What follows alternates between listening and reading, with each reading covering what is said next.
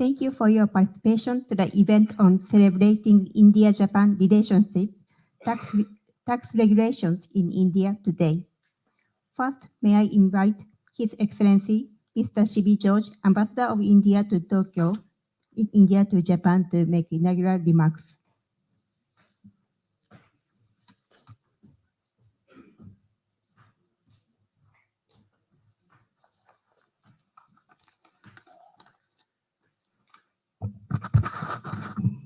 Good afternoon, everybody.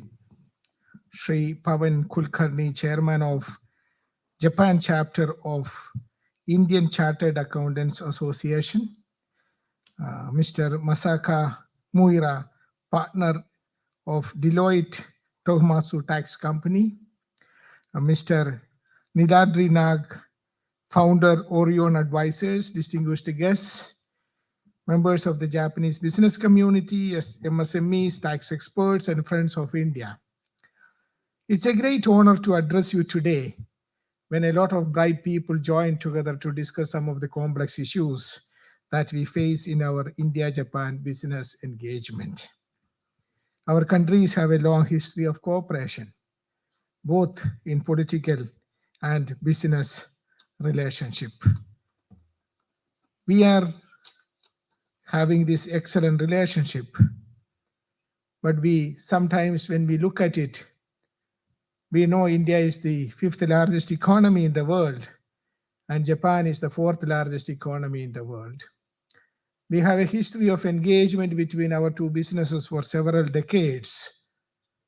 Many Japanese companies have success stories to say in India, starting with Suzuki.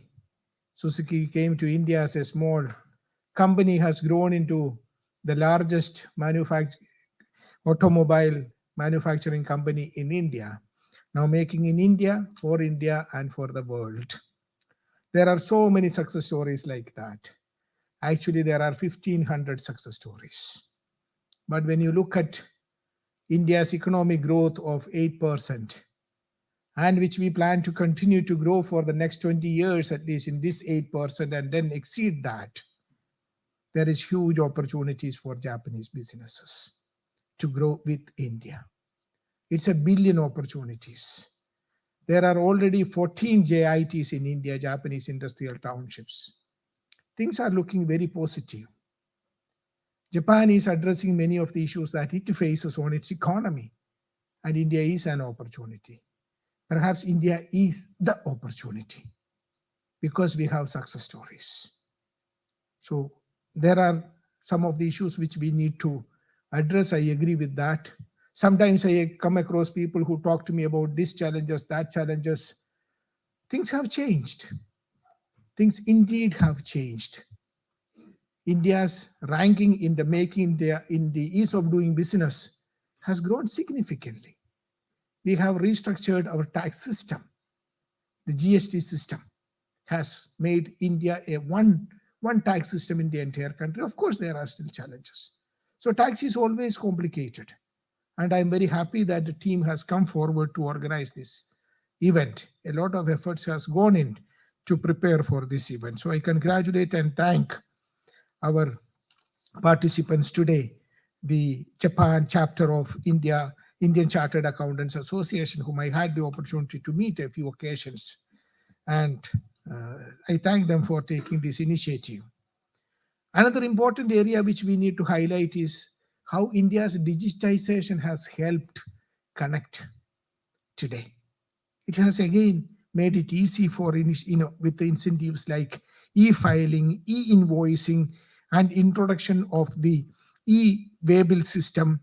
We have not only reduced the paperwork, but also increased efficiency in tax administration. For tax experts, these digital advancements mean less time spent on compliance and more time available for strategic planning and advising businesses on growth opportunities. This is something which we need to highlight to our Japanese friends. India is leading with its digitization program, which is helping both Japanese companies and Indian companies. So we are determined to address the challenges that we face through continuous dialogue with industry stakeholders, including the international partners such as Japan. So, particularly as we look forward to increase the number of small and medium scale companies in India, 1500 definitely is not a number I'm looking at. We need to increase that number, and that can be increased only if we address the concerns they have, some of which is related to the tax system. So once again, thanks for joining us. I look forward to a very fruitful interaction today. Thank you and good evening.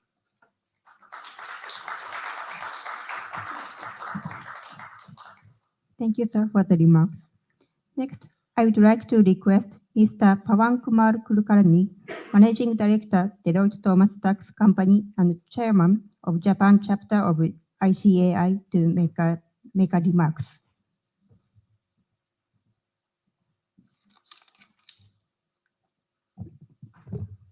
Good evening, His Excellency Shri C.B. George, Indian Ambassador in Tokyo, as distinguished guests and today's speakers. My name is Pawan Kumar Kulkarni. I am the chairman of the Japan chapter of the Indian Chartered Accountants of India. We are like the Kaikeshis and the Zerishis in Japan, right? So we are about 40 to 50 chartered accountants in Japan, and we work in various offices. I actually work in Deloitte as a managing director, and I head the India-related projects for tax and regulatory. We are all very proud of the Indian Embassy and the team here who are putting in so much of efforts in giving information to Japanese companies, especially those SMEs who are launching their businesses in India in the next decade or so. We met Indian Ambassador Sir about a few months back, and we requested him to give us an opportunity to help the Indian Embassy in doing this and being part of this great activity. And he was so kind, and he asked us to do a series of tax webinars and seminars to help Japanese companies understand the India tax system. Tax matters are extremely important, whether the company is big, small, or in any country, because taxes form a very important part of the cost of running a business in India. And uncertainty relating to taxes is not a good thing. So people have to avoid this as much as possible. Indian tax system is not like any other country. It's also not simple. It is a little complicated, like Sir said. But India is doing a lot of efforts in simplifying, these tax matters. India, as Sir said, the ease of doing business, India has, gone up the ranks. We've almost reached 60. Our tax systems are well technologically advanced. We've converted our compliances, the tax audits, the appeals digitally. So a lot of virtual assessments and appeals do happen now. So in our finance minister, I wanted to mention this, our finance minister also has announced recently in July that she's going to take the Indian Income Tax Act, the GST, and the customs, and do a comprehensive review of that to make it simple for even a layman to understand. So that is the sort of dedication and the commitment that India is showing. We have two speakers today. One, Mr. Miura-san, who is leading the incentives, department in Deloitte. He knows Indian incentives a lot, and he's going to deliver a speech, on that in Japanese. Many people would appreciate, what sort of incentives he's going to cover. Other thing is Mr. Niladri-san is here. Niladri-san is an Indian who's been in Japan for a long time. He is a member of the institute. He speaks Japanese, and he is going to deliver a speech on India entry strategies and covering the tax and regulatory parts. Our mission is to make things simple, tax system simple to understand for people. And in this regard, we are trying to do more and more webinars and seminars in the Indian Embassy with cooperation of the Embassy. Thank you so much. Looking forward. Sir, thank you so much for giving us an opportunity again. Thank you so much.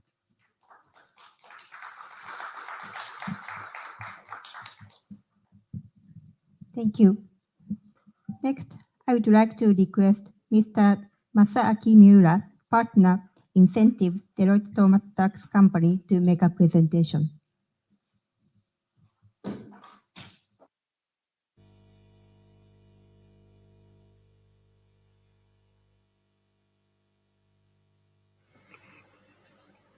Good afternoon, everyone. So from now on, I'd like to make a presentation in Japanese. So first of all, thank you very much for this cherished moment, and thank you very much for this occasion. This only 15 minutes, but India, it has a huge, large scale of the incentive. So I'd like to talk about the large scale aspect. So I'd like to move on to the slide. So I myself, I have a large, sorry, my voice is quite large. So if you feel uncomfortable with my voice, then please let me know. And today I will be talking about these 4 topics. So the first one is to the initial consideration when you consider the India. So not just India, but also in the initially, when you enter to India, then I'd like you to consider 4 different points. And then the next is about the central level incentives and also the state level incentives. And I myself, this incentive area, so not just India, but also with a global, I actually in charge of all the global incentives. So whether India is very favorable is something that I'd like to talk about. And lastly, about the management cycle of the incentives. So how that it is when we acquire these incentives, how you can move on with the project is something that I'd like to talk in the last slides, and that's my presentation. And the first topic, so the initial thoughts or initial consideration when you consider India's incentives. So I put 4 different aspects. So either one is actually very important. So it's not something that is prioritized. Everything is important. And the first one is to select the site. So this is connected to the incentive aspect. For example, if the port is quite close, then it's easier for the shipping or logistics perspective. So that incentive is important. And especially with the special zones, and also there's a specialized economic zone. So where they want to run the business is very important to consider in the beginning. And also the next point, I am the incentive scheme, as I mentioned before. So I'm going to explain this later on, but the local government and also the central government, and from both governments, they provide the large incentives. So where you can actually invest, and also that is the key for the success in business, and also to continue your business in India. It's very important. And the third point is the global sourcing, about the logistics or the supply chain management. So in India, so making India, there is a word of making India. So India is actually the site or the hub of the global right now. And from that aspect, for example, like India and Japan, they have the tie-ups with the economic aspect, and also other than Japan, how we can connect the supply chain together. That's very, very significant. So that is the third point. And the fourth point, legal entity and the funding aspects. So for the legal entity, I think this is same in Japan as well, but we need to consider the like incorporation or the other branches, how you can establish is one of the points. And also previously, for example, in India, so when you have the new site, then we can have the preferential incentive or the other situation, but how India can provide the incentive is something that is very important. So now I'd like to move on to the central level incentives. So the first one is the PLI. So the production linked incentives. So this is PLI. So this is, as you already probably know, so Modi, Prime Minister Modi is actually emphasizing this policy, and relatively is long-term important policy. And the key benefits, and also the limitation to the business, and also potential beneficiaries that I actually categorized. And if I explain everything, the time will be up. So I'd like to touch the surface, starting from the benefits in Japan.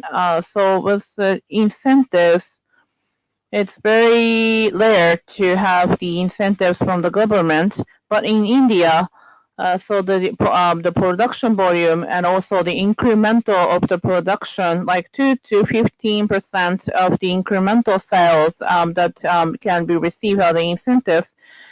So relatively, I think, larger than other countries as well. I think it's rare in global aspect as well. And also when you run the business in India, it's very significant to see the if there's any restriction to your business or not. For example, like when you the conditions for the currency or any export, then this PLI scheme doesn't have anything like that. So anyone can use this scheme. And also the PLI for the potential beneficiaries on the left side, right side. So those who have the large company, or like including Japan company, so the PLI it would be can be prioritized to apply. And relatively, the production function will be transferred to India, or extending your existing business to those companies. I think it's easier to use. And the most significant point is the business of the company, as you can see here. So if this is lies under this 15 sectors, is very important. Small letters, but like white goods, or they already have the incentives for the Japanese companies as well. So like special steel or toys. So these are the areas. If your company can apply to these areas, is something that you can consider. And I color coded here, as you see in the gray highlight here, it's completed with the new application, and the specialty steel on the second from the left. They're waiting for the next action, and like toys on the right side, and toys or footwear and leather. So still under the approval process. So we are waiting for the PLI to be placed. So we should see the timing, and in which timing we should apply is something that is very important to see the schedule-wise. And the current PLI is very significant, so I took some time to talk about this, but let me speed up from here. So as you can see on the screen, we have 5 different areas. So the indirect tax, so it's more close to the duty-free imports, and also the export related, or any the redemption, and also the economic zone or special economic zone related, or export related. So there are some of the preferential taxes. So if I go through one by one, then it's gonna take some time. So I just want you to understand the image. So from the India aspect, so the domestic production that they want to increase, then from that aspect, then raw materials or other middle products or the fundings for the production, like tools or the equipment, they need to have them in place in India. Otherwise, they cannot work on the production. So for the import related, so that they have these taxes, and also they can have the breaks for those taxes. So making India is the baseline of these ideas. So I'd like you to consider that aspect. Let me a little bit talk more about the individual industry that is a semiconductor. So I think that is a very important industry in Japan. Also, I think the image is it's very so the industry that have a big incentive in India as well. I think that was Nishimura, Minister of Economy back then. There was from Japan to India, we have a commitment to do the investment, and there was agreement between Japan and India. Surprisingly, on the bottom, 50% of the project are incentivized. That is a maximum incentive, and it's very large incentive. So we cannot see the comparable incentive in Japan, even though in the US we know that the semiconductor incentive is very large, but at maximum 30%. So 50% is really big. And not only for semiconductor, we have decarbonization incentive and EV and hydrogen usage projects are incentivized. Please look at whether you follow in some of the categories of these incentives. So you can see more in details here. For the sake of time, I cannot explain. For example, related to semiconductor manufacturing location setup, as a qualification, $2.4 billion. That is a condition of incentive for investment, but it is the accumulation. It's not the initial investment for the first year. So you can file the application by making the planning. And for EV as well, we have an incentive program in India. Those two are relatively new. It is compiled September and October time frame. It's first time for me to present this incentive. So on the top hand side, there is the customer-related incentive, but it's more complicated in detail.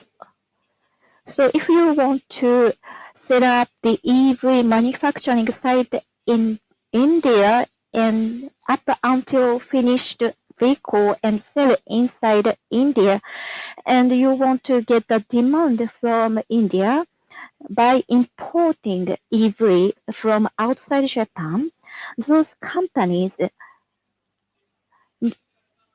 if those companies set up manufacturing site in Japan, in India, and then you can apply the custom rate, which is more interesting with this incentive program.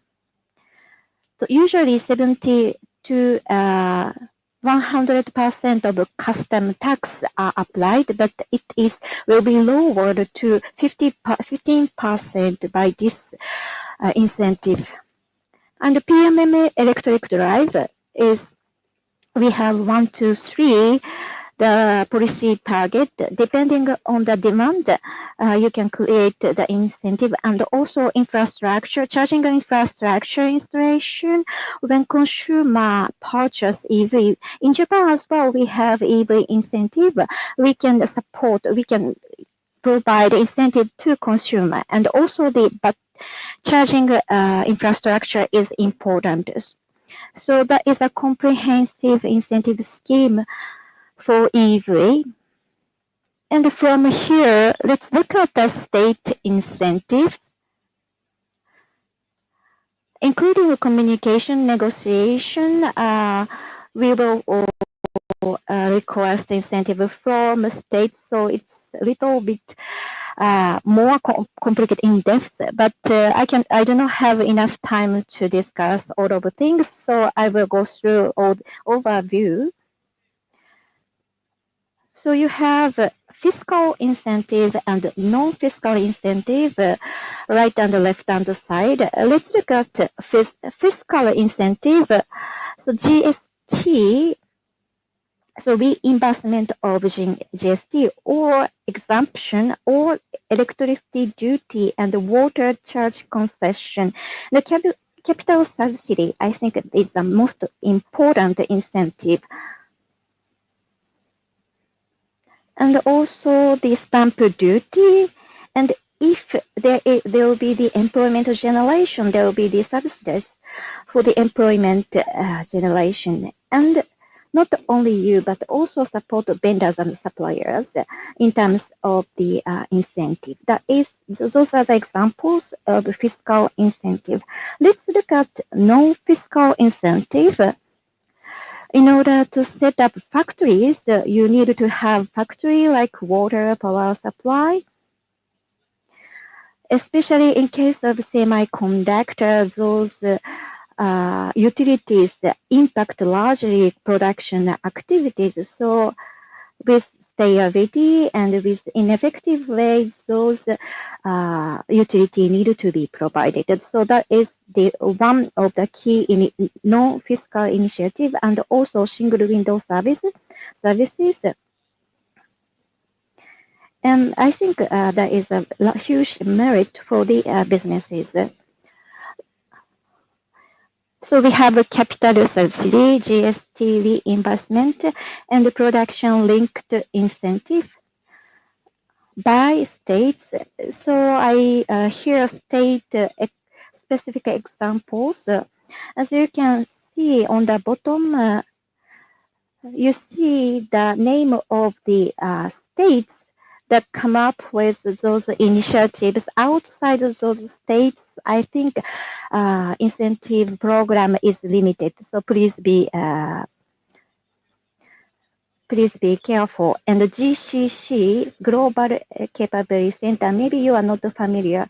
Maybe shared service is more familiar wording for you.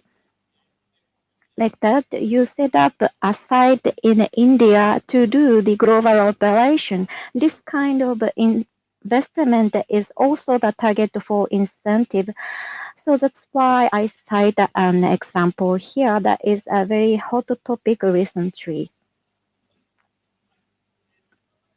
In the end, how you can file application. So initial discussion and process, then approval, investment certification, and incentive claims, as you imagine. So once investment start, incentive that require negotiation, sometimes it's difficult to get incentive after you start operation. So you need to look at the timeline in order to have the negotiation on the appropriate timing. And it was rather quick, but from central incentive and state incentive landscape I covered. For details, you can come to see us. And also we have local advisor that have many experiences. Sorry, I think I take more time. Thank you very much. 三浦様、ありがとうございました。Next, I would like to request Mr. Niletri Nag, founder, Orion Advisors, member of Japan chapter of ICAI, to make a presentation.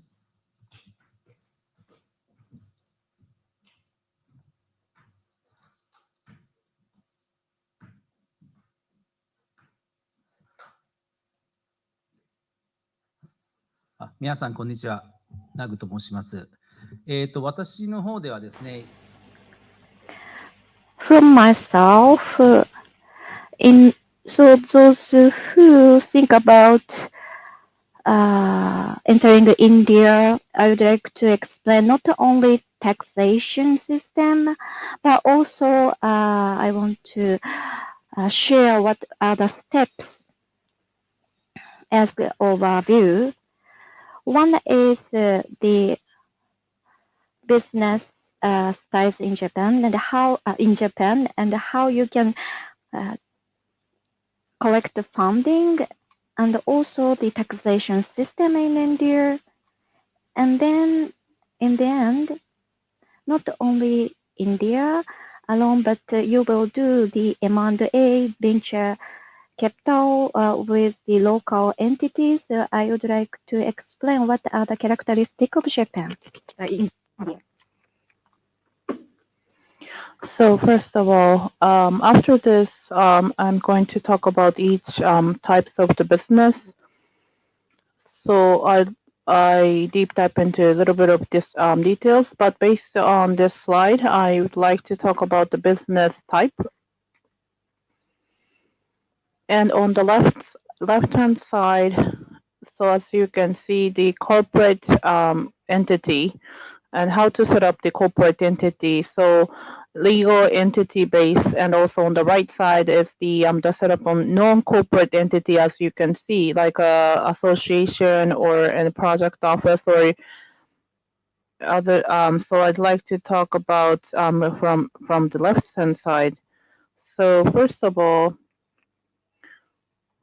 so the corporate entity. So right now, India, as Shibi George ambassador talked about, it's been progressed and a lot, and it's been changing.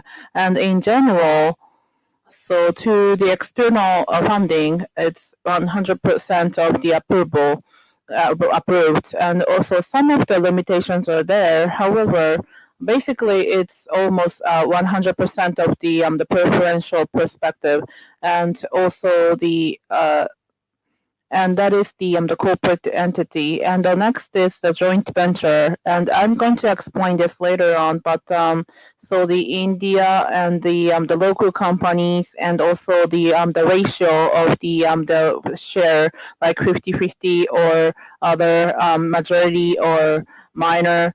So this joint venture is the company. So it's not that something that it's acquired 100%. The third point is the comparison. It's relatively younger, but the association, for example, LLP that we call, so limited liability partnership.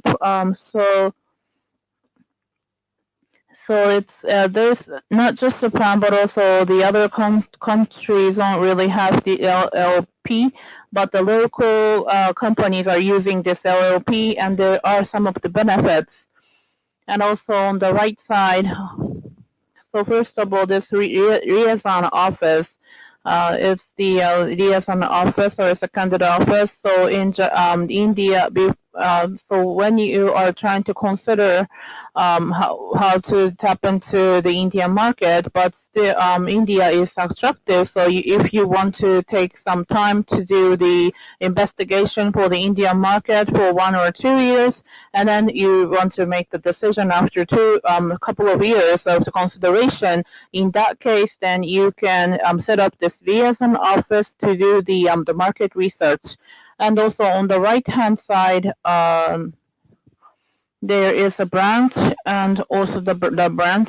So there is a branch office, which means that it's a very brief explanation. Though outside of production, for example, like a consulting service or any other import, local purchase, sales, also those type of the work, then other than the production or the manufacturing, then you can do in the branch office management. So, and I'm going to explain about the benefit of the tax later on, but we have these office and also the project office on the right side. So in order for you to do one project, you don't have to set up any company or branch. So you can set up the project office to run the project, and then you can start the project and close the project if you complete it. Then, for example, in case of India, so they're doing the Shinkansen business, the bullet train business. So the Japan's company, so partially they're engaged, and the Japanese company are partially engaged in the project. So after this, if there's no plan after the project, then they just finish with the project office. Then they leave India after they finish their project. So as I explained before, I would like to touch each item. So as you can read, rather than the points, so for the corporation, so 100% of the subsidiaries, it's very general type. So 100% of the subsidiary. So we have with multiple aspects, and as I explained, in case of the manufacturing, there's no problem, and you can do the 100% of funding, and also consulting or any marketing services that you want to do, and also you can do 100%. But some of the layer industries are still under the limitation, but those are very small details. So we'd like to separately talk about that. If you can contact me, then I can share more information. And below two or three from below. So the other provisions and also for the exit options. So especially with the production companies that I'd like to focus. So 100% of the subsidiaries that you can set up in India, and you can purchase the land and build the facility. And in general, from Japan to so you can produce in India. So and technology is coming from Japan. So you can provide, so the technology lies under the 100% subsidiaries, and you can run the business in India, and India's company are making money, and then once they have the revenue, and there's a possibility of you can receive the dividend as well. Other than that, we didn't put here, but for example, if you provide the technology, of course you can receive the loyalty. So the loyalty, you don't have to have the profit. You can get that. So it's before the profit. Actually, as a cost for the India. So you can manage the money. You can transfer money to Japan as well. So in Japanese company's case, 100% subsidiaries, then you can have the normal share. But in case of that, until you can get the profit, you don't have the dividend, of course. So the loyalty is the only way that you can get the money actually to Japan. So on the other hand, so the funding as approach, for example, like a debt or the company bond or any other ways, then you can receive the interest rates as well. So even if you don't have the profit, then still you can get the profit, that interest as well outside the dividend. So like associated companies that being placed. So of course in Japan or India, so from the transfer price that you need to study, and then the percentage or how much they can pay is something that it's been decided. And also for the exit, so from the long-term perspective, I think this is not really related. But in case like 10 years or like 15 or 20 years later, so for example, in other Japanese companies, for example, like they want to sell some of these shares, like you have 100% and you have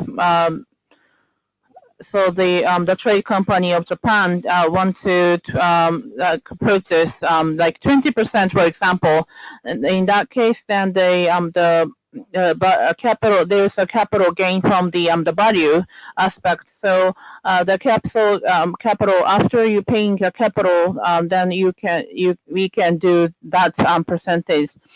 So this is actually long-term perspective. So this is just for the procedures perspective. And also, if you wanted to withdraw your business, then you need to set, in case of that you want to clear up all the business from India. So we do have some of the procedures. So with regards to that, it's very detailed. So I'd like to consult with you if necessary. And also the next one is the liaison office. There is a big feature of liaison office. As I said earlier, there is not the direction is clearly set, but India is a huge market, so we cannot miss this opportunity. But before entering into the market, you want to research the market. Of course, you can send the people from Japan, but in order to feel the reality, it's better to stay in India 1 or 2 or 3 years to understand the market. So market research is not a business. So there is no sales happening. So liaison office is only expenditure and cost. So liaison office conduct market research, and they get a budget from the parent company to pay the salary to the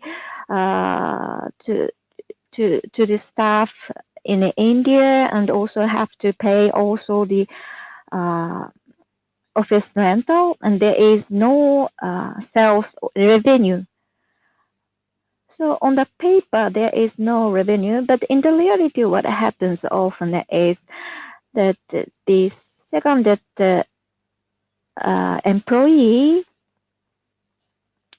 is doing on behalf of a parent company, negotiating with the Indian company.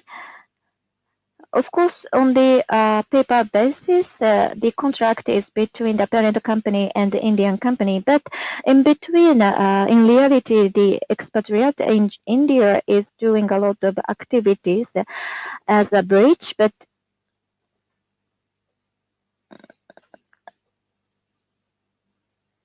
the revenue is happening in Japan. But thanks to the staff in India, revenue is produced. So this is very risky, because from the conclusion, if the staff in India negotiate with Indian company, and the parent company ask him to negotiate, it's not a postal office, but he negotiate by himself and up until the sign up of the contract. But signer is parent company. Then Indian authority may claim that one of the part of the revenue should be under taxation of India, and those kind of cases are tremendously happening. So, and then there is often this conflictual situation, and this is so. Market research should be purely conducted as market research, and if you find out some interesting Indian company, you report to the parent company. Up until then, there's no problem at all. After that, you have to delegate everything to a parent's company. So no more commercial activities should be conducted by someone in India. And as for the procedure,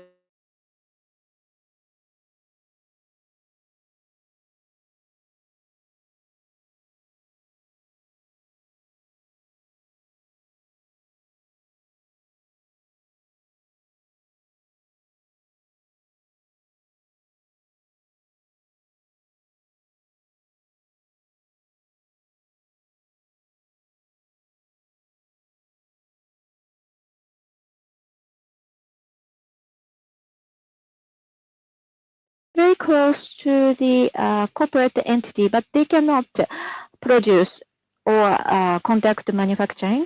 But so for the service and consultation services, I think a branch office can be an option. Next is about the project office. I think it's already shared. But let me mention the last point, the definition of the project office. So as you can see here, you can find the definition of project office. There are details and interpretation of the definition. So there are several conditions to meet to be project office that I think you have to pay attention. And LLP, we do not have so many cases, but that is a kind of the option you have. So what is the difference between LLP and the corporate entity? It is not written here, but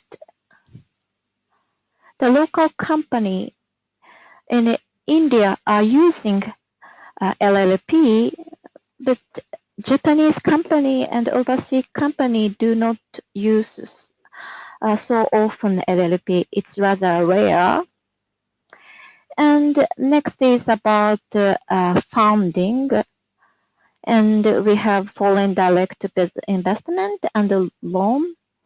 And let's look at the left-hand side. So equity share, and we have the preferred share, and then the compulsory convertible debenture. Why compulsory? Shares, preference shares and the debentures are in category of foreign direct investment because in the end those should be converted into equity shares.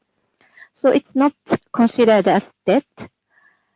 So at the beginning, the preference shares are issued as debt, but in the end, those should be converted into equity shares, so it will be handled as shares.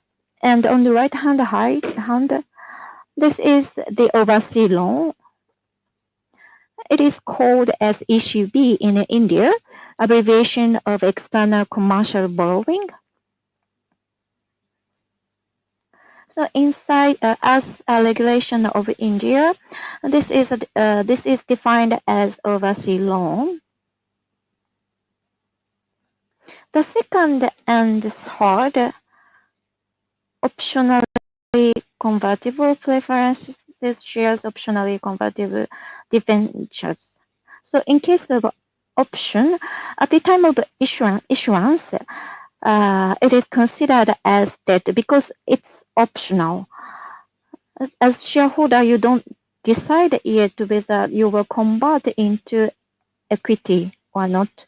So those are the preference shares and the debentures with option are considered as debt according to Indian regulators.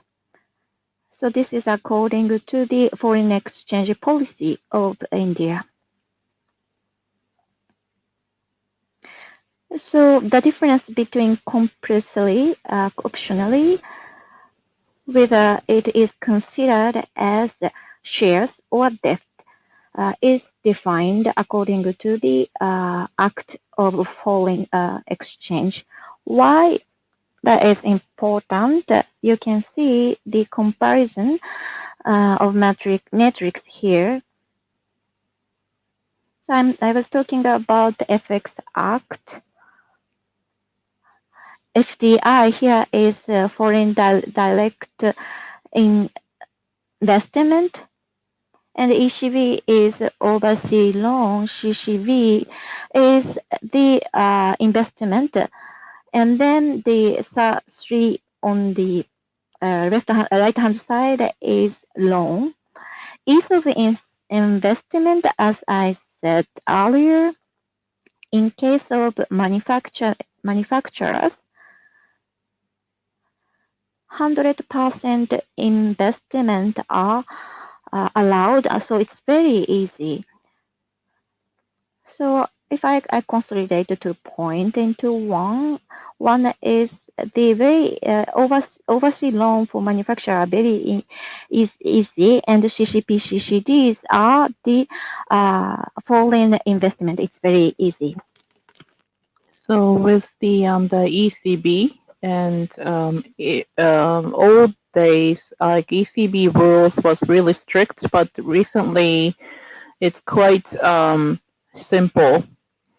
So of course, compared with the shares, there are some of the restrictions, but so for example, the old days ECB, so only can be leveraged with the capital investment. So, but outside of capital investment, for example, like working capital that they can use as well. So gradually, the ECB, the regulation is now eased, and also for the corporate law. In India, they have multiple regulations. So, of course, exchange control regulations, well, ease of investment, and also the corporate law. And I think everyone would think that this is really complicated, but like multiple regulations that you would see. But but each regulation. So if you see the definitions and organize them, then at the end of the day, you would have the answer. So what I wanted to say here is that as I explained, so for the exchange control regulation is going to be the FDI or EBC, but for the loan, in case of the corporate law, how that is handled, it's interest rates. So in case of the corporate law, it's the share and also the dividend. For example, like a CCBS, and so in case of the preferential share, so once it's issued, then it's the prioritized one, so preferred one. So if there's the profit, then there is the share, since it's shares, so it's going to be the dividend. So that is handled as a the share, and also the CCB, it's the borrowings, and then once it's transferred, then the normal share. So that is treated as the stock, and also the ECB, OCS, and other ones. So at the timing of issued, of course, the ECB is loan, so it's not going to be transferred. So it's going to be the corporate bond and borrowing situation. But so that with the options or without options, with the transfer bond, until they transfer, they can treat as a borrowings. And then also, if you wanted to use the borrowings, that is going to be transferred to the stock, then OCP is going to be the share. And also, the significant point is about and also for the so it's very simple with the income restrictions type of income. So right now there is a taxation program. So the interest rate, so 10%. So there is no change. And is that the dividend or interest is something that you need to pay attention to select. And also with the dividend, it's different. But in case of the interest, so it's going to be the transaction with the associated company. So so the third party transaction is going to be happening. So that should be put. So and then also you need to decide the interest rate based on that. And also the next one is simply, so we do have a multiple aspect from the India tax, but so the macro that I would like to share. So first of all, we have 3 different boxes, or sorry, it's a circle. But so the direct tax and also indirect tax and tax on transactions may be difficult to understand, but I'm going to go into the details so that you would have the clear picture. So for the direct tax is the corporate tax, and also so this minimum alternate tax, for example, in India we call this MAT, and this has in the United States as well. But so for the case of the corporate tax, so there is the taxation cost, and then also you would have the profit on top of the tax, and then also you would need to pay corporate tax, and also like 15 to 30% is the corporate tax. So that is the tax. And MAT, where it's applied, as I explained before. So the corporate tax on the taxation perspective, you would have the profit, and this is same in Japan as well. But taxation perspective, it's deficit, but actually from the accounting perspective, it's black. So in case of the manufacturing companies, it's the original cost, and also from the taxation perspective or the accounting, I think totally different. But as I explained, so from the taxation, it's deficit, and in case of the accounting, it's surplus. Then you need to pay tax as well. So that is MAT. But so the following year, so if you have the corporate tax, then you can have the deduction from the MAT. So this is this depending on the tax, the cash flow tax, and then also the following year, or not the direct, but so if you need to pay this MAT, then you need to pay. But from the taxation perspective, if there's any corporate tax requirement, then the MAT that you can actually offset or deduct. And also for the indirect tax, it's the custom duty, and the GST here So this is like a consumption tax in Japan. So it's like a consumption tax. So please understand that point. And then different from Japan, like Japan as a consumer, for example, like 8% or 10%, or as a consumer, like you,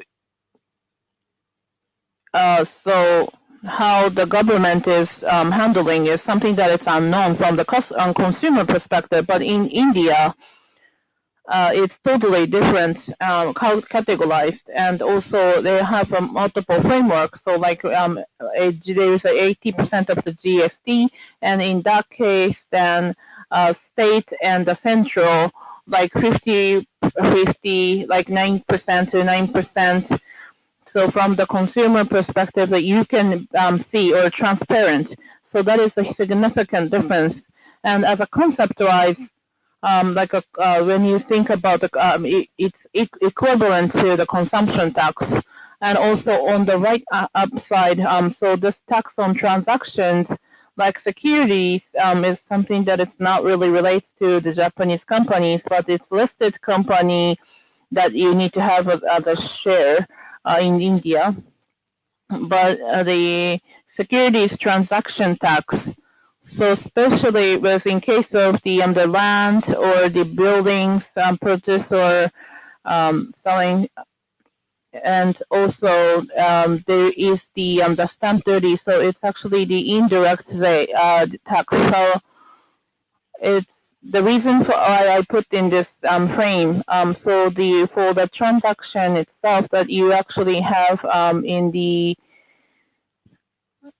as approach. So in the India, so for example, like when you have the joint venture, or in case of M&A, and if you need to transfer the business, or in case of India, you want to purchase land and build the facility, or you want to lease the land to build the facility, then you would have the scope of the stamp duty. So this tax itself is significant in those movements.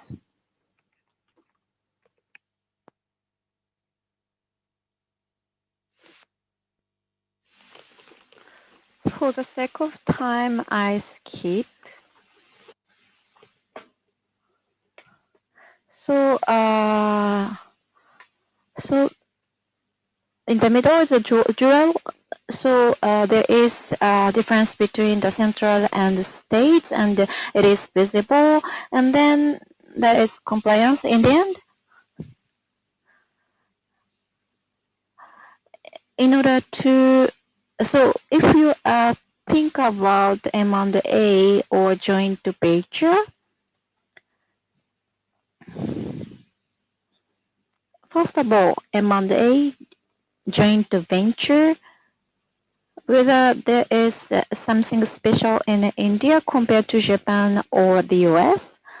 No, not particularly. As I think the practices are quite similar for M&A and joint venture between Japan and India. And especially, so let me cite some example for the investment structure for business transfer. So in the global framework, I think you should consider the business transfer. I'm saying that because Japanese companies pinpoint the special part of businesses to acquire, but there is a conglomerate companies in India, and so if you try to invest to a part of the business, there's no sense to buy the shares. So carve out to the new company for the targeted business. You can create, so Japanese company can create 100 subsidiaries and transfer the business. It's not a share buying. So the thinking point is different and the discussions is different as well. There's a pros and the cons. So pros are it's very smooth and you need to think about case by case.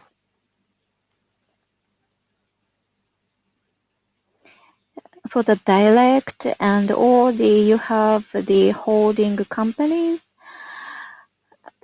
as an intermediate. For Japanese companies,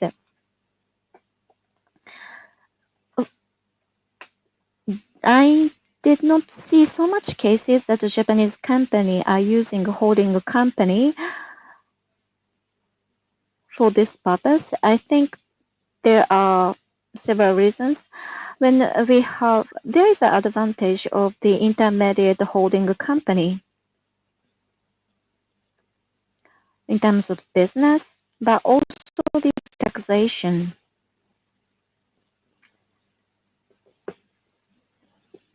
If you consider in the future acquisition and joint venture, maybe you can consider the holding company to do the investment instead of direct investment. I think you can think about this option as well.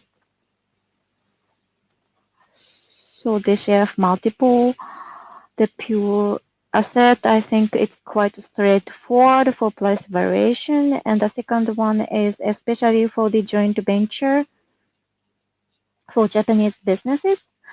Japanese businesses have technology and Indian companies have network in India. In case of manufacturing, they have land and facility and factories as well, depending on the negotiation.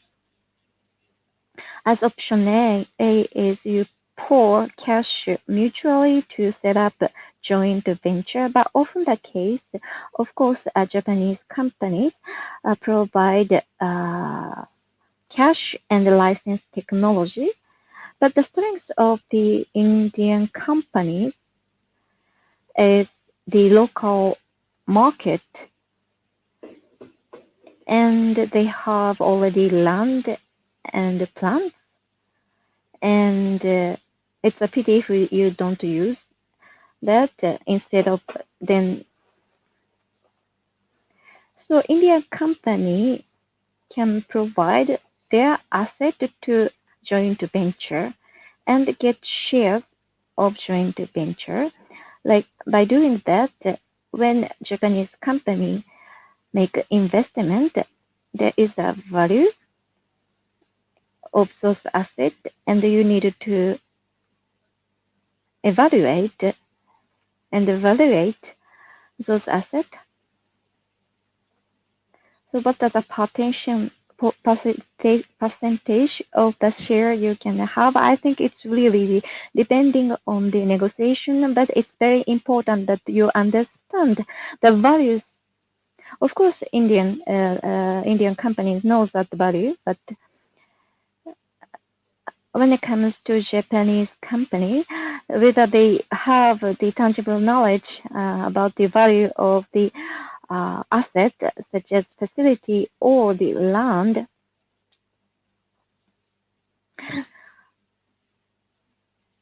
India is totally different from one region to another, so you have to take into consideration that and get. It's important to get the support of third party as well.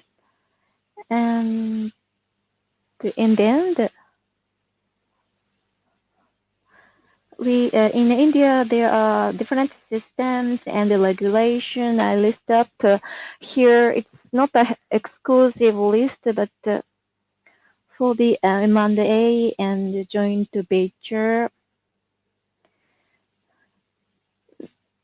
So you need to, you have to be aware that those are the regulations and the impact of those regulations. But first of all, you have to be aware that those regulations are there. We have FX regulation, and of course, money are coming into from the foreign countries. There are regulations, and you will invest into companies, so you have to also make sure that regulation around the company. And for the stamp duty for transaction, when you issue new shares, you have to pay stamp duty.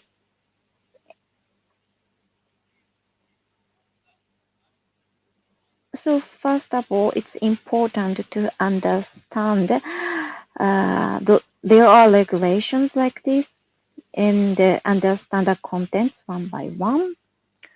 I think that's it from me. If you would like to know more in details or specific example, or you consider entering into Indian market, that is my email address. Please do not hesitate to contact me. Thank you very much. That's the end of my presentation.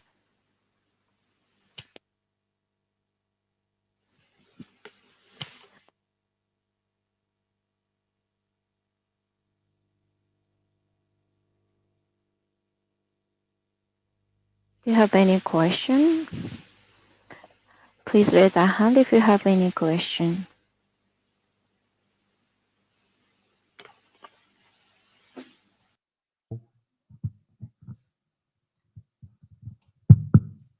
Ah, すいません、株式会社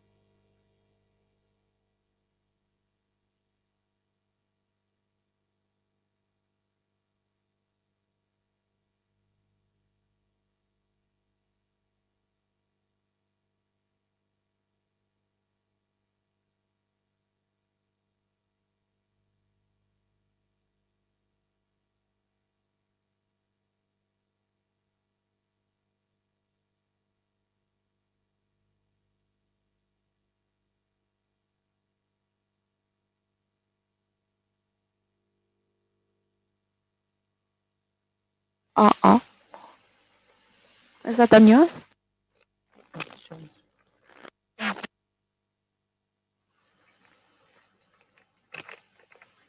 Thank you. It's time, but since it's time, so we'd like to end our Q&A. If you have any question, please ask in the network session to the speakers.